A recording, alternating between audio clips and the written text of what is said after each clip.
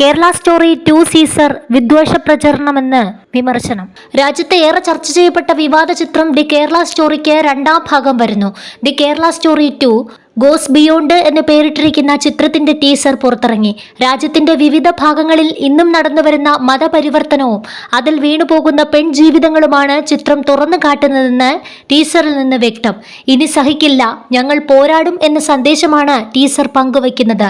വിപുൽ അമൃത്ലാൽ ഷാ തന്നെയാണ് ചിത്രത്തിന്റെ രണ്ടാം ഭാഗവും നിർമ്മിച്ചിരിക്കുന്നത്. 2026 ഫെബ്രുവരി 27-നാണ് ചിത്രം തിയേറ്ററുകളിൽ പ്രദർശനത്തിനെത്തുന്നത്. യഥാർത്ഥ സംഭവങ്ങളിൽ നിന്ന് പ്രചോദനം ഉൾക്കൊണ്ടാണ് ബിയോണ്ട് ദി കേരള സ്റ്റോറി ഒരുക്കിയതെന്ന അവകാശവാദത്തോടെയാണ് ടീസർ ആരംഭിക്കുന്നത്. തെറ്റായ കാര്യങ്ങളാണ് വസ്തുതകളെന്ന പോലെ പ്രചരിപ്പിക്കുന്നതെന്നും ചിലർ കമന്റിട്ടു. ദേശീയ പുരസ്കാര ജേതാവായ കാമാഖ്യ നാരായണ സിംഗാണ് ചിത്രം സംവിധാനം ചെയ്യുന്നത്. പുതുമുഖങ്ങളാണ് മുഖ്യവേഷങ്ങളിൽ. ചിത്രത്തിന്റെ കഥയെക്കുറിച്ചുള്ള കൂടുതൽ വിവരങ്ങൾ അണിയറ പ്രവർത്തകർ രഹസ്യമായി സൂക്ഷിച്ചിരിക്കുകയാണ്. 2023 മികച്ച സംവിധായകനുള്ള ദേശീയ പുരസ്കാരം ദി കേരള സ്റ്റോറി എന്ന ചിത്രത്തിലൂടെ സുദീപ് ടോസൻ സ്വന്തമാക്കിയിരുന്നു. മികച്ച ഛായാഗ്രഹകനുള്ള പുരസ്കാരവും ഇതേ ചിത്രത്തിലൂടെ പ്രശാന്തനു മോഹപത്രയും സ്വന്തമാക്കി.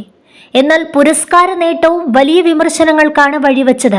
കേരളത്തെ മോശമായി ചിത്രീകരിക്കുന്ന ഒരു പ്രൊപ്പഗാണ്ട ചിത്രമാണെന്ന ആരോപണമാണ് പ്രധാനമായും ചിത്രത്തിന് നേരെ ഉയർന്നത്. വിവാദ ചിത്രത്തിന് പുരസ്കാരം നൽകിയതിനെതിരെ കേരള മുഖ്യമന്ത്രി പിണറായി വിജയനും രൂക്ഷഭാഷയിൽ വിമർശിച്ചിരുന്നു.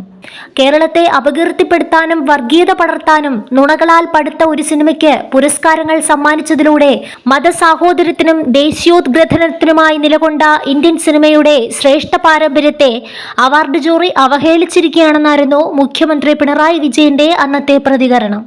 20 കോടി രൂപ ബജറ്റിൽ നിർമ്മിച്ച ഈ ചിത്രം ലോകമെമ്പാടുമായി 300 കോടിയിലധികം രൂപ കളക്ഷൻ നേടുകയും 2 ദേശീയ ചലച്ചിത്ര അവാർഡുകൾ കരസ്ഥമാക്കുകയും ചെയ്തു.